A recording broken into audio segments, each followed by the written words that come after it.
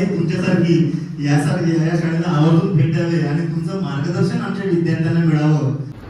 मला फार अभिमान वाटत आहे की महाराष्ट्रातील एका खूप मोठ्या शाळेच्या विद्यार्थ्यांसमोर मी उभा आहे आणि एकीकडे सगळ्या कॉन्व्हेंटचं वारं वाहत असताना सगळीकडे प्रचंड अशी स्पर्धा शिक्षणाच्या क्षेत्रामध्ये निर्माण झालेली असताना 2,500 विद्यार्थी जर नगर परिषदेच्या शाळेमध्ये शिकतात. कोणाचा मला आवाज काढता येत नाही. अक्षय कुमारचा आवाज काढण्याचा मी प्रयत्न केला होता, तर ते परीक्षक होते मकरंद नासपुरे, तर ते म्हणे इतका जोरदार आवाज काढला म्हणे अक्षय कुमारचा असा तर अक्षय कुमारला बी जमत नाही म्हणे. तर मग तेव्हापासून मी ते मिमिक्री बंद करून टाकली. आपल्याला ते आवाज बिवाज काढणं काही जमत नाही. हॅलो, हा मी मंतरना बोलून राहिली म्हणलं. हॅलो, हा मंतरना बोलून राहिली. केवळ हसवण्यासाठी मी सगळीकडे जातो असं जरी वाटत नसलं तरी ते हसणं केवळ महत्वाचं नाही, विचार महत्वाचा आहे. विचार आपल्याला मोठं बनवणार आहे, विचार आपल्याला माणूस बनवणार आहे. आणि शिक्षणाची जी व्याख्या आपण करतो, इष्टवर्तन बदल वगैरे वगैरे, सर्वात मोठी व्याख्या राधाकृष्णन यांनी केलेली आहे. ते म्हणतात की जे माणूस घडवतं ते शिक्षण. प्रभात म्हणून एक कविता आहे माझी, ती इंग्रजी माध्यमाचं जे मराठीचं पुस्तक आहे सुलभ भारती मराठी म्हणून, इंग्लिश मीडियमच्या विद्यार्थ्यांसाठी. आता ते शेवटी बालभारती ठरवतं की माझी इच्छा अशी होती की मराठी माध्यमासाठी ती कविता असायला पाहिजे, पण ठीक आहे, कदाचित कधी मागे पुढे येऊ शकते. हे ज्ञानाचे तेज पसरले नव्या युगाच्या नभात, हे ज्ञानाचे तेज पसरले नव्या युगाच्या नभात, कलागुणांच्या क्षितिजावरती ही प्रतिभेची प्रभात. हे ज्ञानाचे तेज पसरले नव्या युगाच्या नभात, कलागुणांच्या क्षितिजावरती ही प्रतिभेची प्रभात. वार होतील ठाई ठाई. या मुलींचे चेहरे मला वाचता येतात, त्या लेकरांचे चेहरे मला केवळ पाहतो असं नाही, ते वाचता येतात, माझ्या लक्षात येतं. तुम्ही ज्या पद्धतीने ही कविता हे सगळं ऐकत आहात ना, तुम्ही फार मनापासून ऐकत आहात. तुमच्या जाणीवा समृद्ध आहे, यांची संवेदनशीलता जिवंत आहे. जोपर्यंत ह्या संवेदना आहेत तोपर्यंतच माणूस होण्याची शक्यता कायम आहे. हे फार महत्वाचं आहे.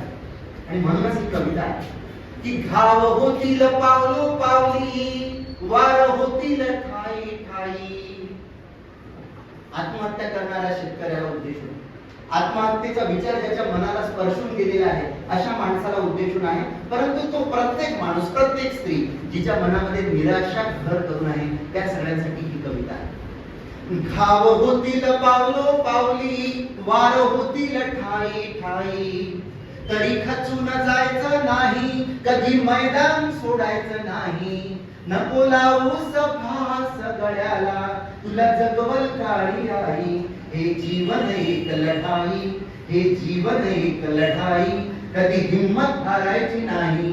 हे जीवन एक लढाई, कधी हिम्मत हारायची नाही.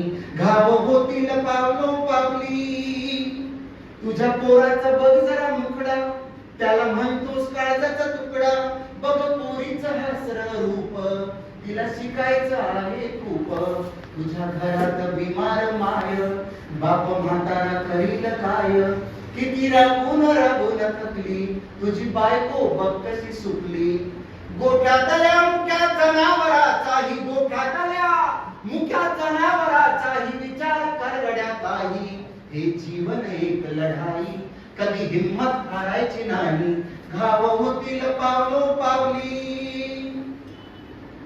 कास्तकारी हे कष्टाचं काम, तुझ्या जीवाला नसे आराम. जरी मातीत आटवलं रक्त, शेतमालाला मिळेना दाम. तुझं जीवन भारी खडतर, हे सगळं सगळं खरं, पण तुझ्या या प्रश्नावर आत्महत्या नसे उत्तर, आत्महत्या नसे उत्तर.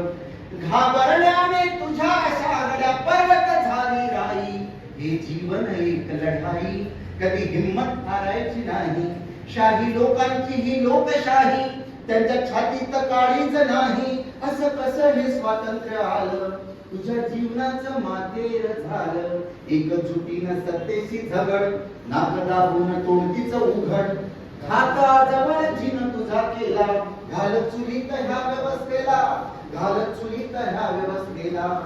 पेटून उठ जरा आवडून उठ, तुझ्या दुनिया झुकेल पायी. हे जीवन एक लढाई, कधी हिम्मत हारायची नाही. घाव होतील पावलो पावली, वार होतील ठाई ठाई, तरी खचून जायचं नाही, कधी मैदान सोडायचं नाही. नको लावूस फास गळ्याला, तुला जगवल काळी आई. हे जीवन एक लढाई, हे जीवन एक लढाई, कधी हिम्मत हारायची नाही, कधी हिम्मत हारायची नाही, कधी हिम्मत हारायची नाही.